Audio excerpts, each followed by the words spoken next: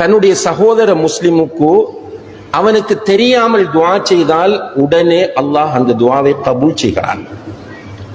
அதே நேரத்தில் மலக்குகள் சொல்லுகிறார்களாம், ஆமீன் வலக பில் மிஸ்ல், உன்னுடைய துஆவை அல்லாஹ் கபூல் செய்யட்டும், நீ உன்னுடைய சகோதரனுக்கு கேட்டது போல அல்லாஹ் உனக்கும் தரட்டும். சுப்ஹானல்லாஹ்.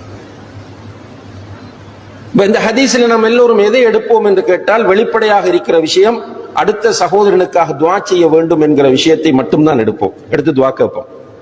ஆனால் அதன் உள்ளே பொதிந்திருக்கிற ஒரு தத்துவம் என்னவென்றால், நீ உன்னுடைய சகோதர முஸ்லிமை நேசிக்க வேண்டும். உன்னுடைய சகோதர முஸ்லிமின் மீது உனக்கு பொறாமை வரக்கூடாது. உன்னுடைய சகோதர முஸ்லிமின் மீது உனக்கு குரோதம் வரக்கூடாது. ஏன்னா அந்த நிலையை நீ அடைகிற போதுதான் உன்னால் துஆ செய்ய முடியும். உண்மையாக இஹ்லாஸாக அந்த துஆ வரும் என்றால் நிச்சயமாக உன்னுடைய